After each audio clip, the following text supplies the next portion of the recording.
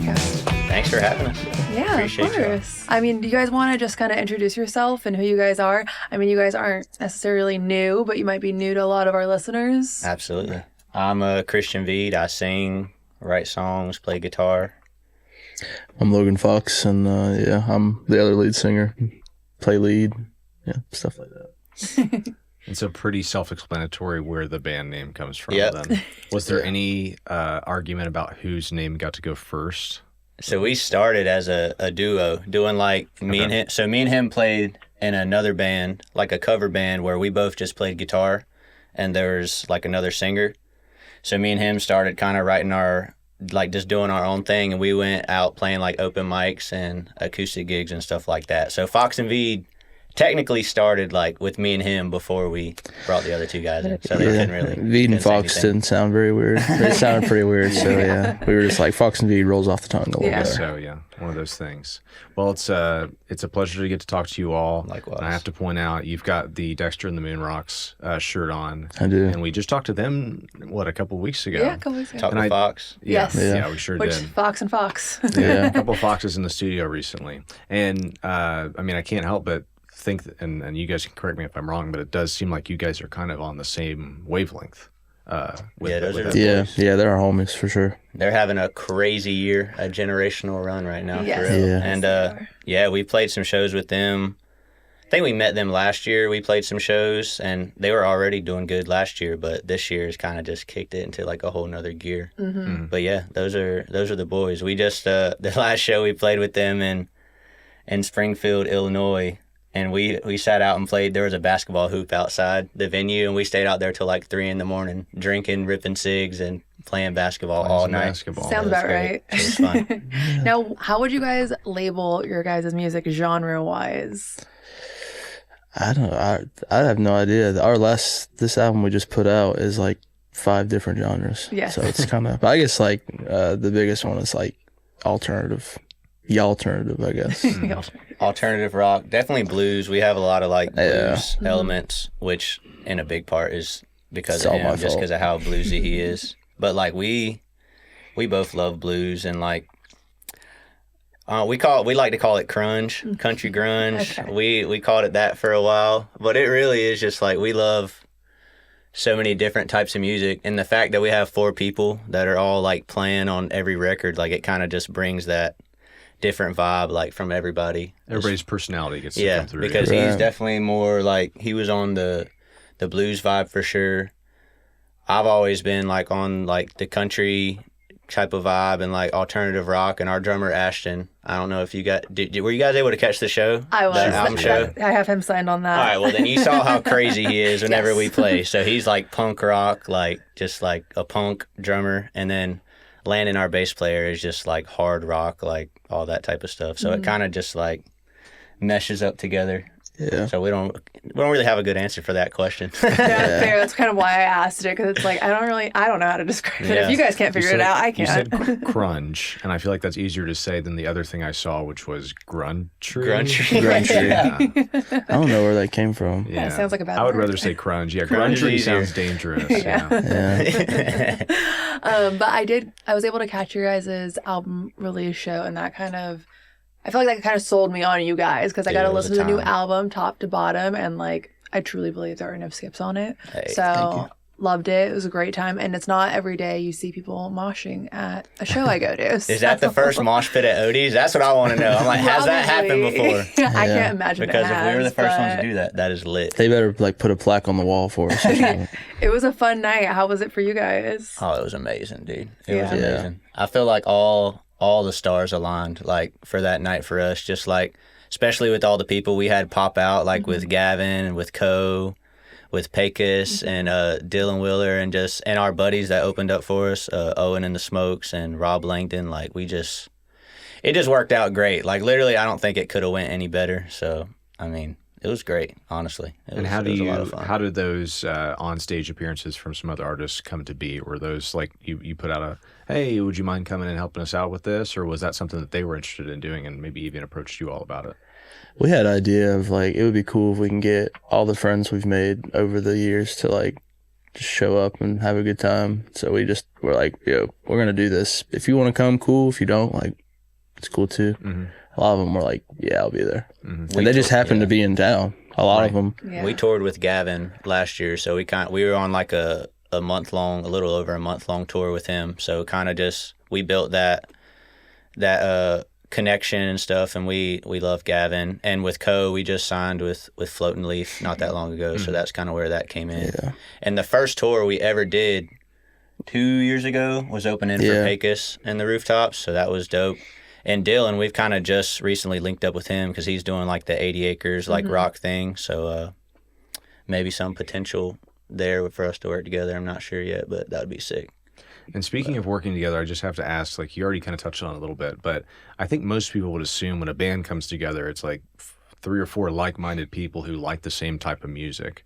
And it's clearly shown through with all the projects that you guys have out that it can benefit a band to have different perspectives. But how was that band coming together, that process? It was horrible. Like? We all had such big egos. And like we were like, no, it needs to be like this, it needs to be like this. I'm sure you guys were all kind of saying, like, this is what we should sound like. Right. Yeah. It was hard at first. Yeah, that first practice was really rough. First couple. But eventually, I mean, coming from our hometown, there's not a lot of musicians there in general, especially younger ones.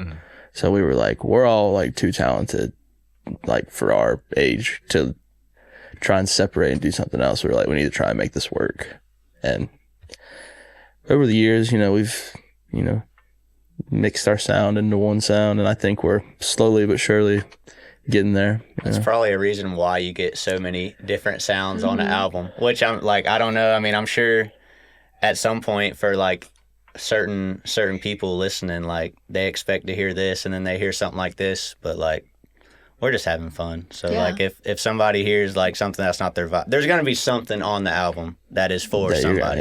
Kind of is the way we look at it. Can we cuss on here? Yes, you can. Yeah, we just try a bunch of shit. Yeah.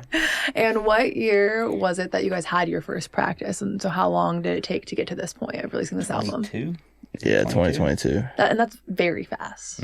Yeah. We were a cover band for a long time. Just to like... About probably 2 years. Yeah, I mean, we played cover gigs so we could like record our music. I mean... Gotta do what you gotta do. Yeah, absolutely. We play every weekend at like bars, college bars mostly. 3-hour And we were a really bad cover band because we only played the stuff that we wanted to play. And like people would be like holding up their phones like, play this. And we're like, no, we're gonna play this. We're like, we have a set and we don't know any other song. So what were some of the songs in the set that, were staples for you all? Oh man. Voodoo Child by Jimi Hendrix. We ripped that one a lot. Ripped a lot of Skinner. A lot of Skinner. Yeah. So there were some like, we knew like the crowd would like some songs, but there were some that they we played like some Jason Aldean and like stuff like that, and like what is it? Save a Horse, Ride a Cowboy. That's a good Nashville one right there. We played that one. Everyone's singing along to that. Played Tyler Childers and stuff. Okay. Yep. So honestly, it seems like, from the very humble beginnings as a cover band, you could kind of see where the band was going, because it sounds like you guys were kind of all over the place as a cover band. Yeah. Now, absolutely. It's funny. I never really thought about it like that, but that is true. Yeah. You guys were kind of practicing to become what you are now. It almost sounds like. Yeah. And what are your blues influences? Who do you listen to? I mean, in high school, I wore out like Stevie Ray Vaughan and Albert King. They did a live album together called In Session. And I wore that out every day. Yeah. There's one song on it that's like 15 minutes long, and I memorized every note that they played. Like, I could sing it. I was obsessed with them. Then just like, I love the old blues, so it's just always where it came, which is crazy. Nobody else in my family listened to blues. 15 minutes is crazy. I'm checking out before 50. I can't it's make it all to guitar 8-minute solos. song. I'm checking out. They're singing for like a minute and a half, and then it's just... the whole time. Anything current that you like? I like Marcus King. I was about to say, you're actually, with your album sitting there, we don't ever usually have the album sitting there. I just remember to bring it for once. But it also reminds me of kind of one of Marcus King's album covers too. I love, his Youngblood album was so good. So fire. One of my favorite albums. Guys, buy our album, Yeah. please. Yeah, Buy the please, vinyl. please buy the vinyl. I need to make sure you guys sign that too. Well, you guys We are will here. absolutely sign I have like my record collection's crazy, and we always have artists in here, and I always forget to like do something. I'm like, I need sign a guitar, sign something. I don't know, Start some way collecting to commemorate We got you. the interviews. Absolutely. I want to ask, since new album's out, what's the reaction been that you guys have seen, whether at shows, online, whatever? One thing that I've noticed since we dropped the album is like our engagement and our comments are so funny now. Like the Really? stuff that people comment now, like we used to get kind of like, I don't know, just like the stuff that people comment on our TikToks and stuff now just like cracks me up. And I mean, definitely like I feel like Waste Away, like we dropped Waste Away last year, which was like, so that to see the progression of like in the crowds of how that song has grown to now, like people go crazy when we play that song now, which is like, I mean, it's as an artist, that's like the best thing you can ask for. Yeah.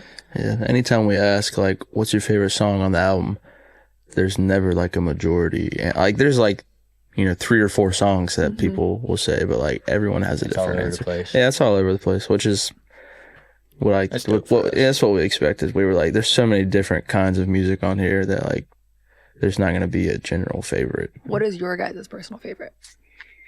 It's a tough one. I like Long Way Down. Okay. Yeah, for me, it's either Waiting or Waste Away are probably my Okay. 2 favorites. Let Go is also That's That's the sleeper. one I was going to ask about. So I was like, what's the last one on there? Okay. yeah, that one is we wrote that song. It's like 3 years ago. yeah. It's about one of my buddies that passed away a few years ago, and like that's like the most personal, like toughest song we've ever wrote. Like I was actually like in tears when we played that song, so that one's a tough one. But like I love that song so much. Yeah. Big like Jimi Hendrix vibes like in that song. I don't know if you guys have listened to it, but Yeah. Yes. And I love when a song builds. It starts off slow and then gets into it. But yeah, at the album release, it's just like no one knew it yet. And I was wondering if you guys are going to put it into the set or if you guys are just going to let it be like a deep cut for you guys. for this tour, I think we're definitely gonna throw it. Like when we do the Playing the Game tour, starting at the end of August, we're gonna be We're going to try to. definitely throw that in the set. Are you guys going to play the album again top to bottom or just kind of do it all over the place? Probably not top to bottom. Yeah, I'll probably but- sprinkle it. Which it was cool. Like it actually ended up flowing pretty good, and we did that just because it was the album release show.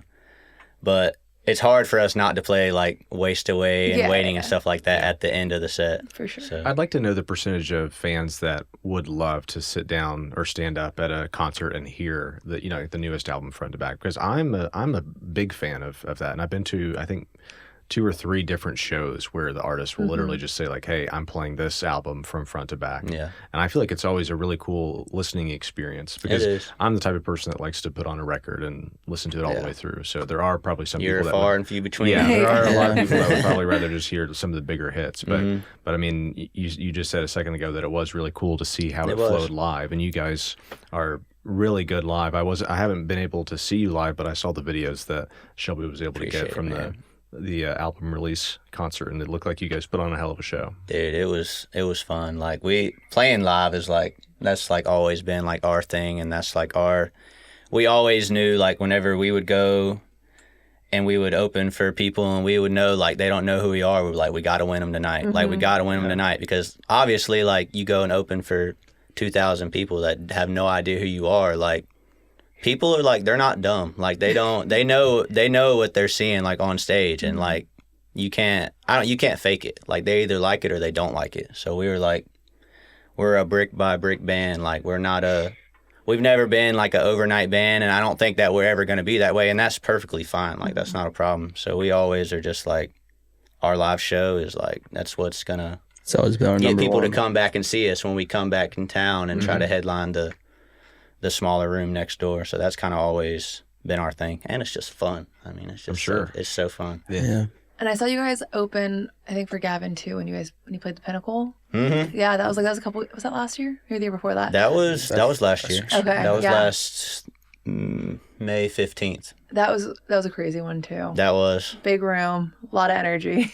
crazy story about that night. Not to go too far off, Go for it. Brent Cobb came up and played with Gavin that night. Yes. And me and him love Brent Cobb. Like he's such a good songwriter. Like he's awesome. So in our green room, we're out on the balcony smoking, and I see him next door sitting in there playing guitar, and I was like, dude, he's by himself. I'm gonna go say what's up to him. We have to. Yeah. Anyway, so we go and chop it up with him after the show. He didn't get to see our set. I was so hurt because I was like, I hope he sees us. Maybe he'll like us or whatever. And it didn't even matter. Either way, we went up and played acoustic with him and just chopped it up with him for a little while. And he ends up coming back to our Airbnb that we're staying down the road. And he brings Taco Bell, and he brings 2 quesadillas and 2 tacos, and we're all in the van, and I mean probably 20 people get out of our van, and he's sitting there and he's like, I don't think I got enough Taco Bell, guys, because he didn't know he had all these people with us. Sounds like him. Dude, super chill guy. That was one of the greatest nights of my life, dude. That was so fun. I got to see him at, was it the Blue Room here in Nashville? How was that? And that was one of the performances that I actually got to see where he played playing the rock album. Yeah, Ain't Rocked in a While. Yeah. He played it front to back, and it was awesome. Dude, and we got to sit down and talk with him too, and he's a really cool guy for sure. I just met his wife and kids at a festival. Actually. Oh, really? And they were they're just like him. Just country. He's just country, sweet simple as and can country. be. They're the best. So, yeah, that was a fun show. And then you guys just played the Cavern, so you guys are hitting a lot of the Tennessee venues. How was the Caverns for you guys? It was great. Cool. It's a cave, so. It was our second time playing there. Oh, really? Yeah, it's so crazy how because when we just played there, it was 90 degrees outside, and when you walk down, the lower you get, the colder it feels. I'm like, this is great. I love this. I wish every outside venue was like that. Yeah. And so for this last one, you guys opened up for Pecos, but who was before that? Old 60. Old 60. Okay. That makes sense. Very similar vibe too. Different, but similar. Yeah. Yeah. We used to be boys are dope. Yeah, we used to be more because before they dropped the Thoughts of You EP, they had more of a rock set, and now they're kind of more of a folkier chill set. So many good songs, dude. Oh yeah, Jacob's so many good songs. Hell of a writer. We wrote Ride with Jacob. Okay, nice. Yep, that one of the songs on the record. That is probably the last song on that album I would have expected to write with him. Crazy, right? They used to play that song. He had what was it, the first verse and first chorus? Yeah, and then he would introduce the band. He would sing it, and then he would introduce all the bandmates, and they would take a little solo. Okay. And we helped him write a second verse, but then he kind of went, I think Thoughts of You, that's when it started to go crazy. Yeah. So he was like, I'm going to go more to this route. He was like, if y'all want this song, you can have it. Yeah. I absolutely want that. We've sat on it for a long time. Yeah. They're from Kentucky. You guys are from North Carolina, correct? Yep. You guys aren't Texas bands, but you kind of fit the vein of, I feel what everyone assumes is Texas country. Texas loves us, dude, and they keep showing up every time we go, so we keep coming back. I'm you guys aren't Appalachian. Technically, you're from there, but it's not that kind of music. So have you guys found a really good community among the Texas people anyways? They've been great to us. Yeah, I mean, from the people we've met, Dexter, and they've all been great. Honestly, we've had really good connections with Cigarettes at Sunset and High June. We're all friends. Dope. Yeah. It's funny because I feel Dexter being from Texas, they don't have a very Texas per se sound. Or in my opinion. Or persona. I feel people from Texas, they all kind of you can kind of tell they're from Texas, you know what I mean? They act like it. I feel Dexter is very they're just not like that. I don't know how to explain it. Do you always wear a cowboy hat when you perform? No. Okay, because you did when he wears it. I saw you wearing it last time, so I was that definitely makes it seem more Texas too. Right, that was just for the album because we were trying to. We're all wearing the suits. Yeah, have a special occasion. I love this is normally the show. We all tell him, we're always dude, wear the hat, dude. I'm guys, it's cool to wear a cowboy hat and then play heavy rock music. It's just cool. I'm that's a cloth hat and it's 100 degrees. Yeah, I'm hot at concerts. People are gonna make fun of me for that. All right. I don't know, a cowboy hat, you do have to have some confidence to wear it. I don't think I've ever even been close to one in my entire life because I don't think that I would look like a fish out of water. If I See, I thought the same thing, but then you pull it off, bro. You just gotta act like it's not there. I feel I just take up more room when I have it on. Yeah. I'm already super broad, so when I put it, it just it almost it fits my physique. It evens me out a little bit. So yes. Yeah. How is North Carolina? What part are you guys from specifically? We're about an hour outside of Charlotte, 2 hours from Boone. So like, kind of like in the middle of nowhere. We're like close enough to stuff. Like, yeah, we're in between Charlotte and Winston. I went out there once to Catawba. Mm-hmm. Is that we're close to that. Yeah. That's where Landon went to college. Our bass player went there for. I mean, he didn't graduate because everybody dropped out of college. Yeah, I went there though. I went to App State. Yeah, Okay, I actually knew Sigs, Garrett, and them because I went to college with them. Okay, cool. So like I've known them for a while, and we've played shows with them like before either one of us really were, like releasing a ton of music. Like it's kind of crazy. And Ashton knew High June too. Almost played a show with them. Yeah, we almost played a show. We were there at the show. And it was like a 5. We were headlining that night. Yeah, which is hilarious. It was like a 5-band bill. And it was like 2 bands, and then Sigs, and then another band, and then us. Well, the opener goes on, and the venue people, so like there's a venue, and then a set of double doors, and a bar. And there was like a basketball game happening, and there was 2 people sitting at the bar watching the basketball game. This opener, the band's called Frigga 5. Shout out Frigga 5. Shout out. They're out of Atlanta. Yeah, Atlanta. Georgia, yeah, it's somewhere in Georgia. He just being a badass. He's like singing this like new metal song, like some Limp Bizkit type shit. And he goes up to those double doors and he fucking kicks them in. And he's rapping to the 2 people sitting there, and they're just like, and the bar, like the security gets pissed at him, like super pissed. And so they get up on stage, like, in the middle of his song, like they're trying to fight him, the security. And so we were like, It was whack. yeah, it was really not a good situation. We told the security, like, if y'all don't quit, like, we're gonna leave. And we were the headliner that night, and they didn't stop, so we all left. And like 4 of the other bands left with us. Sigs was the only one that stayed to play that night. Oh my goodness. And afterward, we met up at a bar, and they were like, we're so sorry that, because they kind of organized it. They were like, we did not want that to happen. We were like, That's guys. the last time we ever played in Boone, North Carolina. Yeah. You guys got to be back eventually. No, we will. We will be back. There's not, honestly, we love Boone. There's not a lot of places to play in Boone unless you're playing like the football stadium they got there. Like, there's really not a lot of venues in Boone, which is crazy. Just the college bars. When I was there, I played mostly like house parties, Oh, really? like frat parties. I'm like, I haven't been over there, so I'm like, are there even like a strip of college bars? There's Not like really. 3. Been there a couple times. Yeah, there's really not a lot, which is crazy because there's a lot of kids that go to Boone. And I just have to ask, like, so you told the security if they wouldn't stop trying to fight the person who If they, like, yeah, stop pressing they were them, trying like, to kick him out, they're and like, tweaking. and we were like, That's if you crazy. kick him out, we're leaving too. And so they kicked him out. So everyone left except Wow. Sigs. They played the whole. They probably had a longer set then, which is probably good for them. Yeah. Yeah. I would love to hear Sig's like point of view from Their that side night. of it, yeah. And do you guys have plans to move to Nashville, or are you guys staying out in the Carolinas? I don't really have any ambition, especially because our management is in Texas now. I just wouldn't make any. I mean, unless we. Move to Texas? My goal Yeah. is for us to one day be able to have like a spot here, like maybe that we rent out, that anytime any of the boys want to, like, if we want to come and write, or if the other fellas want to come and write or whatever, or do something just to be able, because I love North Carolina, like that's home for all of us, so we definitely want to stay there, like just because our family and like everything's there. Yeah. But I would love to have a place here that we could like come to and maybe rent it out as a, I don't know, we'll see. Yeah, that'd be nice. Yeah, and I feel like nowadays you can do that. At one point, it was like, if you want to do music, you have to go to Nashville, or you have to go to Texas, or go wherever. And now I feel like you can. It's the you just beauty of travel. social media. Yeah. Yep. And how has social media been for you guys? I feel like it's probably in your favor. Yeah, But absolutely. people have very mixed opinions about it. And I feel like we end up talking about it every podcast Yeah, now. for sure. I mean, it's literally. I don't mind it. I used to hate it, but now, like, once you realize it's a tool, It's everything, bro.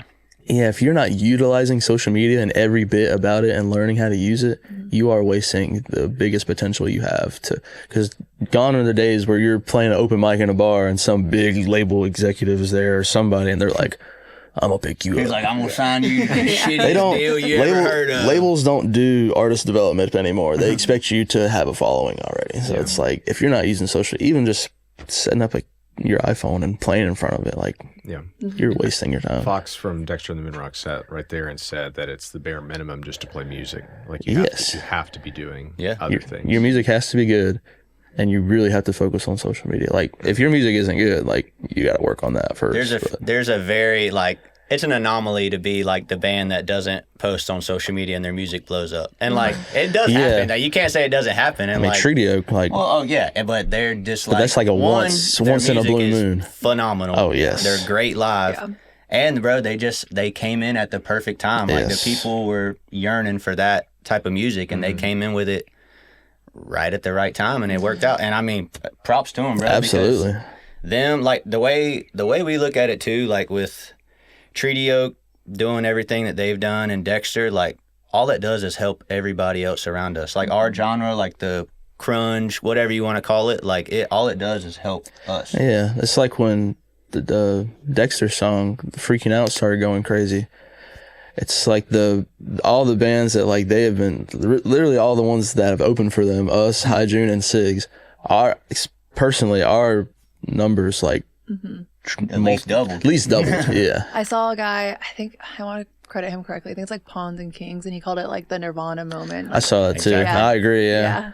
I mean, I love it. Yeah. I'm like, dude. It's trickling down. Yeah. Yeah, it's how the whole scene just blew up. So I'm interested to see how it evolves. Even we also had Kobe Acuff in here, and his latest album is more rock too, and he's just like, country scene's kind of boring right now. It's like moving on to rock. So, it just has like ebb and flow in all music, Yeah. So, and you all kind of morphed into rock, right? Was it more so like you kind of started country and then started to fall into the? I mean, yeah, kind of. We had a EP that we made, and it was like it had some rock country stuff on it, but it was the rock stuff was like Southern rock. It was not like.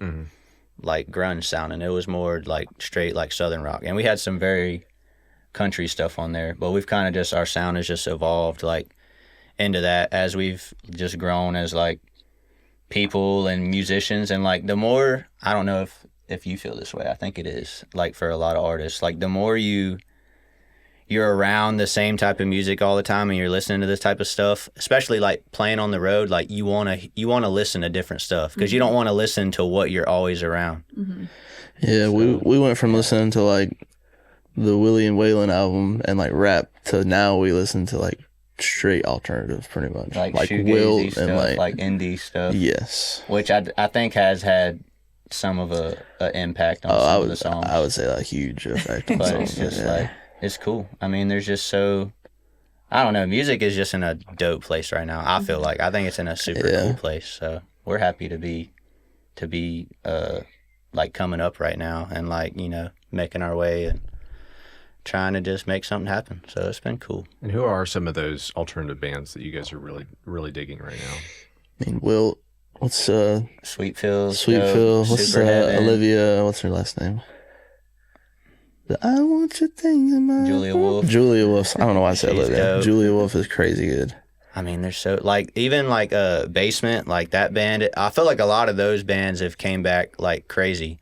Ashton loves Turnstile, which Turnstile is cool. Oh yeah, Super Heaven. And it's interesting. I mean, alternative has also changed over the past 10 or 20 years, just like country has. Because I mean, I actually grew up listening to a lot of alternative, and it's like now the definition of alternative feels like it's a little bit different than it was whenever I maybe started listening to it. Like one of my all-time favorite alternative bands is Cage the Elephant. Yeah, they're still doing great, but they don't, like, if you tune into an alternative radio, you might not hear them as much as you are, hearing indie bands and stuff like you guys are talking about. Yeah. I don't even know what to call bands anymore. I feel like every genre has been stretched to some, like country can be like anything. Yeah. Like our album, the main genre on it that we put on like the streaming platforms is country. Yeah, I was going to ask about that. Not very country at all. So do you guys choose that? Do you guys label it country, or is that? I mean, it really is a management decision. But like, I didn't really care. I was like, dude, I don't care. Yeah, no, it is interesting because like I'm on Apple Music, and so like I can go by genre, and then it's so interesting. I have like 1,000 genres, but it's not because I listen to that. I mean, I do listen to that much music, but it's like country folk, country/rock, country/something. And it's just like each one has their own. I'm like, it's got like little avenues and different pockets of like, of country, whatever. It's weird how like genres of music are now, because it's just like why try and put it into it. I mean, I get like if you're searching for a certain type of music, but like, I just don't see a point in putting it into like a category. You know, like if it's good, then it's just. That's why we're not good at describing our sound. I'm like, I don't know. I'm just listening. Yeah. I'm just like, man, it's just shit. That's screaming a lot, you know? I don't know what it is. Well, I think someone said Country Creed too. Like, Country Creed. I mean, there are a lot of labels out there. You guys are saying you're having trouble, but it's like everybody else loves apparently to just throw these. Hey, they got it. They got it. Yeah, I'll let them do it. I think it's entertaining, honestly. Yeah. With a new album and new management, let's say this year goes absolutely perfect. What does that year look like for you guys? For the rest of this year? Yes. Well, we just announced a fall tour. Mm-hmm. Where's the camera? Is this one? Yeah, that one. Shameless plug. Go buy tickets to our fall tour, foxandvead.info.com. They're on sale right now. And to sell out that fall tour is like our biggest goal right now. I mean, yeah, I'd say keep writing good songs for the rest of this year and sell out the fall tour. At least in my eyes, that's what I want to happen. Yeah, just keep seeing the engagement go up.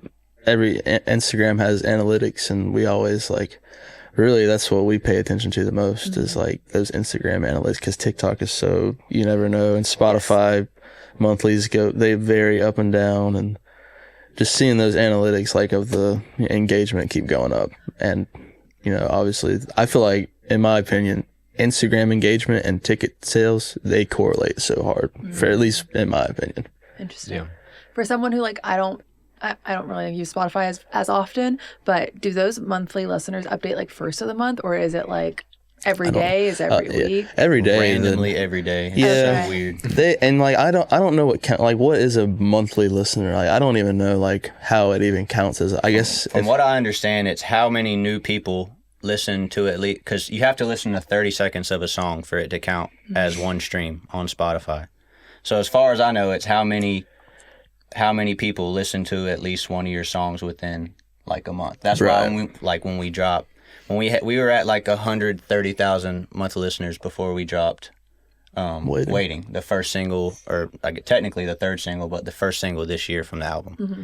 And then it jumped up to 500,000. But that's why it fluctuates so much, because you see even with big artists, if you look Ko, for example, let's say it can go from one day you'll look and they'll have 8.9 million, then they'll have 8.7 million, mm-hmm. and you're that's a 200,000 gap, and that, and when you have 8 million, it's not as much of a gap, but when you have 500,000, and you see that gap, you're oh my god, our career's over. We're done. We're done. Yeah, you just can't look at that. I don't know.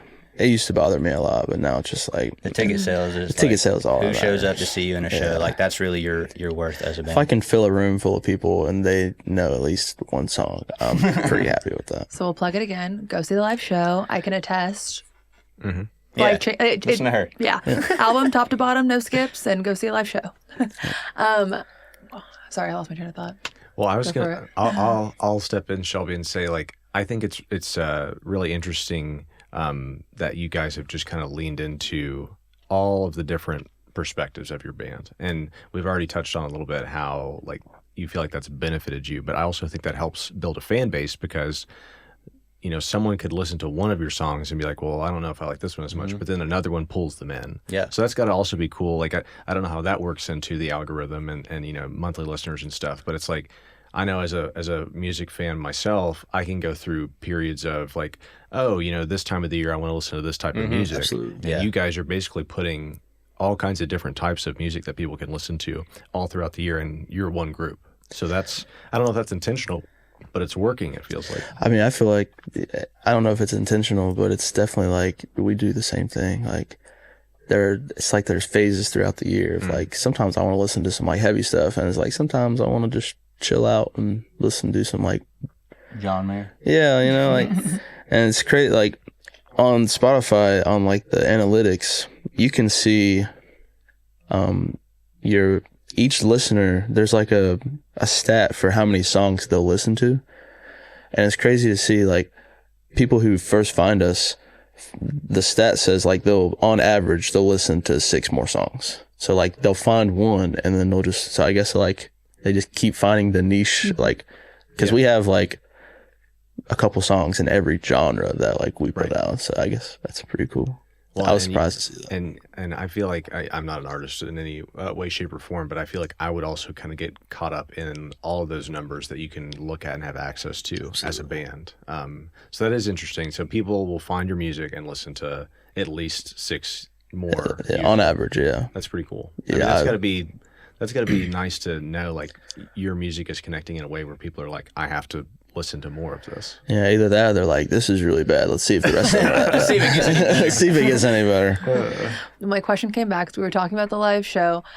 You know, when I look at bands play, there's usually at least 5 members, and with you guys, there's 4. Mm-hmm. Was that intentional, or are you guys just kind of like, we don't need to add another person? Why add another person? Or do you guys think that might come eventually? I think we were just, I mean, when we first started, it was just the 4 of us. I think the reason too that there's usually 5 members is typically there's like the main singer is not also a guitar player, or like they have 2 guitarists and 1 singer. Mm-hmm. So, but me and him both played like guitar in the other band before we sang. So we were like, I mean, we ain't that good, but we can get by like playing whatever. So and with both of us switching lead, I'm like, we just never felt the need, like the chemistry felt so good like between us 4, and like, I don't know, and a lot of the stages we were playing as a cover band, they were too small to add another guy. Yeah. So we were like, let's just keep it at 4 for a while. I would love to add like a auxiliary guy, someone who can play keys and acoustic, and I wouldn't care if we kept 4 for like the rest of the absolutely. I would be perfectly fine. Yeah, the band 4, like I don't know if I ever see us adding another member of the band, but someone who's on stage playing with us, like I could maybe see that. It's difficult to do, but I've seen it be done yeah. in some other bigger bands. Or they'll like switch out a member, and I'm like, luckily you did that on your first album and not 5 I don't know if we could ever. We've made such like a strong, like, I mean, we're practically all brothers at this point. Like we talk to each other all the time, and I don't know, it'd be hard for us to, I mean, we all get in a bad mood sometimes, but it's never like we're gonna break up. Yeah.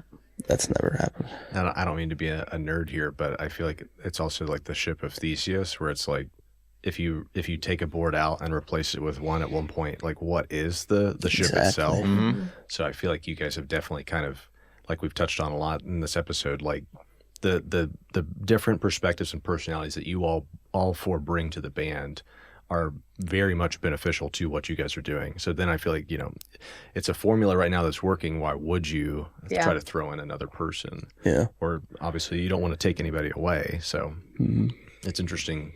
It's just like bands too. Like I feel like bands are kind of coming back because for a while it felt like everything was just like solo artists. And so I'm always for a band, you know, rising up like you guys have. Well, sorry, go ahead. No, I was just gonna say it is tough to have a band. Like you can see why like it doesn't work like for a lot of people, and obviously the number one reason being like people drink too much or they're doing drugs or whatever. Like that's obviously like every movie you've ever watched about a band breaking up is because they got the music scene is exactly there's a lot. It's not just for show. There's a lot of people just can't control themselves a lot, and especially in the music scene, it's so easy because you're around it all the time to just get sucked into that lifestyle. And the longer a band stays together, I feel like the more each person slowly starts to feel as though like they're the most important part of it, and so then the egos kind of come into play. I think we've all realized that, like,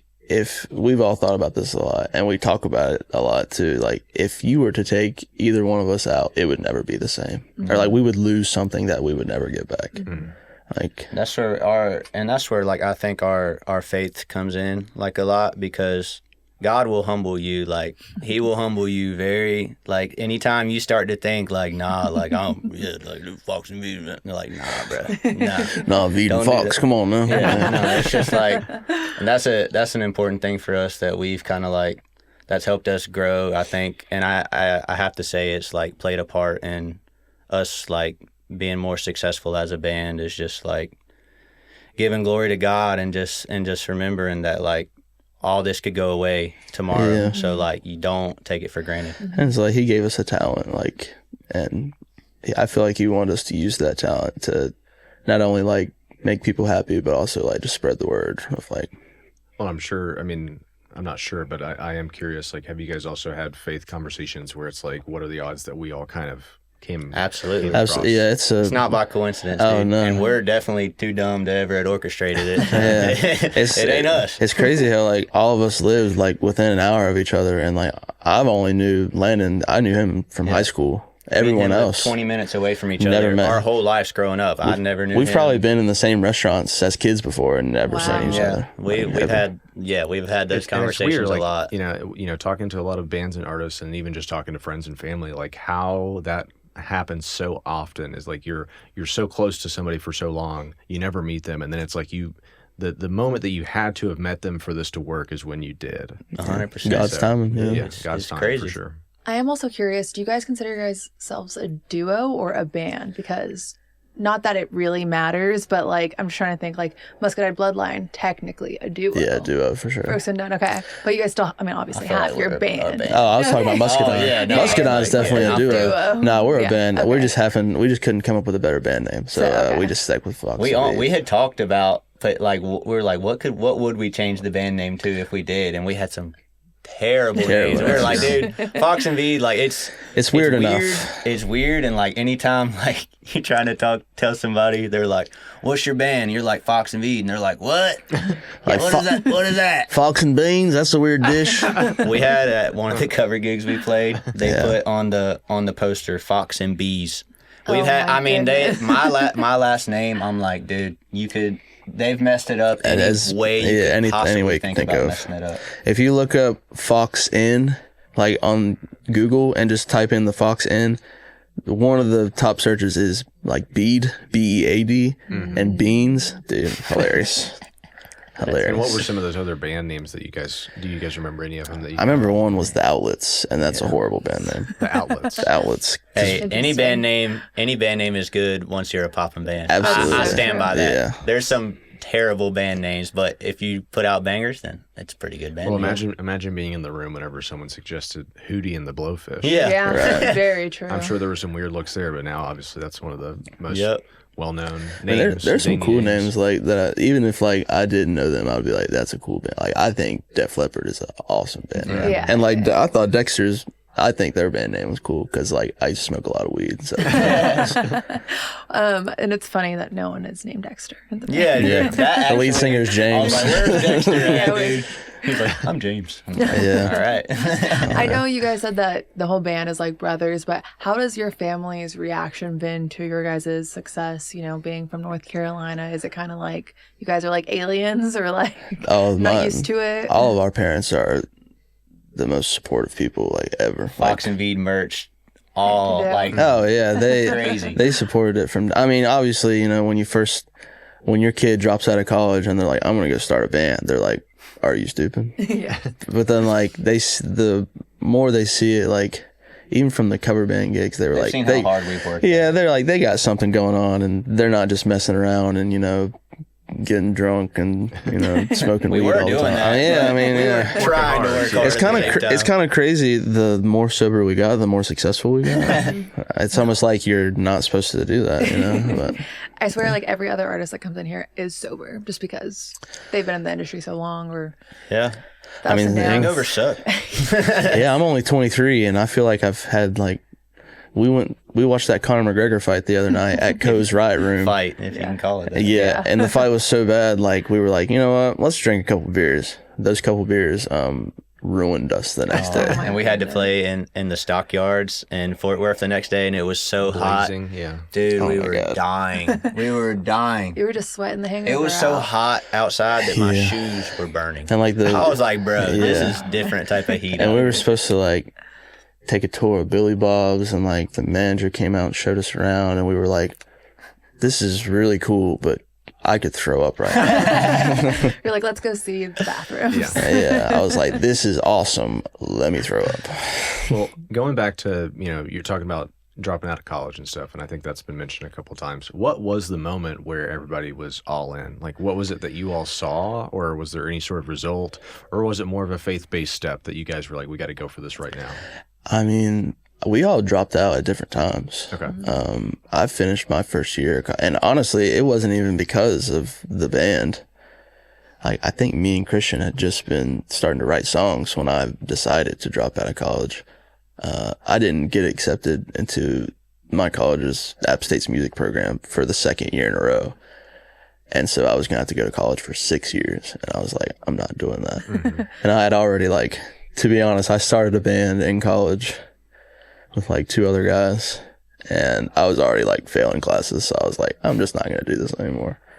I didn't go to college. I didn't even try. Yeah. I was working blue collar. So I was like, the hardest one, or play music. I'm like, I think I would rather play music. Yeah. The hardest one to convince Landon, he was still in college for the longest time. And one day, he had a job in automotive and he was in college. And one weekend he was just like, I quit both of those things at the same time. We were like, oh yeah. Was that the last, was that the last step to get I think so. Yeah, I mean, Ashton was on board. He owns his own business and he still does that on the side to this day. But like, yeah, Ashton can't sit still. One thing, like when you, like Ashton just, he would have a hard time sitting in this chair right here. He'd be moving around, drinking a coffee, just like, he's just all over the place. Which is great. He's helped a lot. Oh, dude, he's like... When y'all talk about social media, yeah, he has really took the reins on social media, and he was our manager for a long time, and our tour manager, and now we have those, and he's like, I have to double check everything that they do, and we're like, we love him for that. Yeah. He's him and Fox, actually, like Fox is helping us with social media, and him and Ashton go back and forth a lot, but Ashton is really like taking a big step and like just this year, like with the social media and with the album, like us like getting the record together, like that was really all Ashton. Like his girlfriend Grace is our photographer, and she comes with us on the road. She took this picture. This is his dad's El Camino. I don't know if they can see this, but she took these pictures and she's like, dude, she's the GOAT. Like she's the GOAT of taking pictures. Yeah. So she comes out on the road with us, so just them as like a little duo right there already brings a lot to the table. Mom and Dad, we love them. Mom and Dad, yes, they're the oldest. So. Yeah, and at the album release, like he even stood up and came and thanked everyone. And I was like, it's not very often that like the drummer comes up or anyone else in the band comes up and talks. He's such a big personality, especially on social media. Like, we have no problem with like free reign to do. Oh, absolutely, go crazy. I'm like, you know how many bands like hate their drummer? Yeah, they want the drummer to sit in the back. They're like, shut up. They're like stop playing so loud. Talk to him. Yeah, they're like, stop playing so loud. I'm like, buddy, break your drums. I'm like, go crazy. Yeah. Well, we're kind of wrapping up on time. I love to ask this just so people have a little bit more idea of what you guys are personally into. Obviously music, but what else are you guys into? What shows are you watching? What food you're obsessed with? Movies, books, whatever, anything. Last night we just watched a generational movie. Coneheads. You ever seen that? I've never seen Coneheads. It's been a long You're the time. only one You've seen Coneheads? Oh yeah. Oh my god. All the old SNL movies I have seen. Coneheads freaks me out though. We watched it last night. I mean, stone sober too. It was hilarious. It's a banger, and it didn't even break even on how much. I think they paid $30 million for it, and they got like 27 in the box office. We got to get them that other $9 million. Yeah, I'm like, we're gonna watch the Coneheads. Yeah, we're like, shout out Coneheads, you know. It's that, but I mean, on the road we watch a lot of stuff. Breaking Bad was one of them for a while. Yeah, that's a banger. All the Rocky movies have honestly inspired us, and especially inspired him to get right. Sylvester Stallone is my favorite. I love him in anything. Like the day that he passes away, like I don't know what I'm gonna do. I might like lock myself in my room for a week whenever that happens. I actually watched Tulsa King with him in it, and I was really impressed. Fire. And he's like 80 years old, and he's just a stud. Dude. Yeah, I'm like, bro, if I can look half as good as you when I'm 80, bro, I'm gonna be good. What was the other part of the question? Is anything you guys are interested in? Hobbies, yeah, anything. Food. We just ate Hattie B's today. Okay, Fire. Classic. Fire. Honestly, our whole lives are based around. I mean, I don't really have. I play video games sometimes. I like playing basketball. I like that too. Running. Yeah. I love working out. I love riding 4-wheelers and just doing bonfires. Like I do love fishing. Fishing. Great. One thing we're both not into that a lot of music people are into is golf. Yeah, not into golf. I've never played golf in my life. It's just not my thing. I don't see the appeal to it. Yeah. And I have this hat that has. Is this the one that has No, hats? it's not See, I just played myself. Anyways, I mean, no hate. Yeah. It's just not my thing. You know what? I tell my boyfriend all the time, 9. 9 is fine, 18 is too many. But he's a big golfer, so he wouldn't agree. It's a time-consuming thing, yeah. Yeah. he's like, all right, we got to wrap. Yeah. He's like, I got tea time in like 30 I played minutes. golf like for my entire life, and I agree. Like it takes too long, and it's. I'm sure it's great though. Fun. It's very frustrating. Like even the more time you put into it, the less good you can get at it. I can attest to that. Well, yeah, people who like play it, they just come out of it in a bad mood because everyone says that they suck, and I'm like, well, what are you doing then? I feel like golf is just like you're going to play golf, but you're going to drink a beer with your buddies at 9 in the morning. I will say one of the best experiences that I've had of my entire life golfing was a friend of mine had never been to a golf course, and we all went out as a big group of like 8 of us, and he saw a cart coming on the cart path towards us. And they were like, "Oh, this person's going the wrong way." And I was like, "No, that's the cart girl. She drives around." And and he's like, "Are you kidding me?" He's like, "So now, like, as soon as he figured out like that, we just go out and you're just hanging out outside, and there's people driving around, and you pay for drinks and stuff." He's like, "Okay, I get it." So he spent all his money. Yeah. Yeah. It's just like a more appropriate bar for the daytime. Yes. I bet you they'd be out there just taking everybody's Oh money. my Without a gosh. doubt. The tips got to be crazy. Yeah. Well, we asked, what the rest of this year look like for the band. What's the goals, or what are the goals for the band? Just if you had to project it out 5, 10, 15 years, what are some of those big things that you would love to accomplish? Bro, I'm trying to make it to tomorrow, to be real with you. But like, I mean, of course, like we're gonna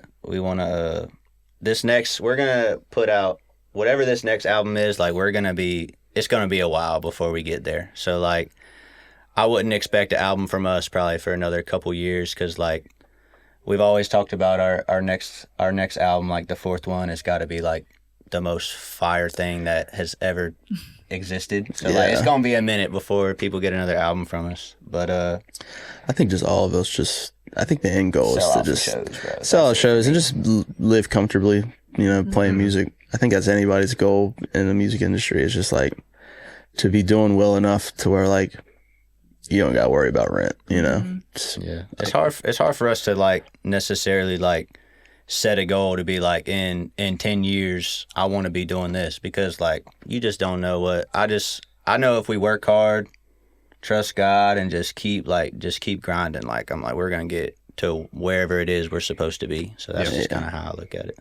Well, when you asked that, what came in my head is I envision like a Warped Tour, but for like bands like you guys, and you guys put on the tour, you guys put on the show, and it's like Dexter and the Moon Rocks, you guys, and like you guys just have like this whole community that's coming up right now, and like that it's your guys' thing you guys put on and do. So I'm like, ideas, throw them out there. That'll be sick. I would love to see that, yeah.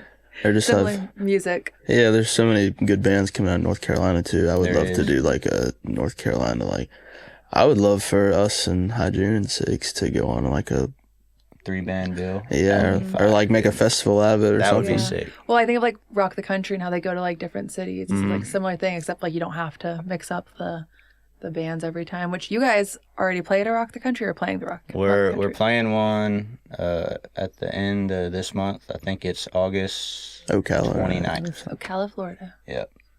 Nice. Country. Well, that'll be fun for you guys. Yeah. Say it again. Listen to the album. Go see a live show. Come see us, guys. Awesome. Thanks so much. Appreciate you. Thank you. Guys. Yeah.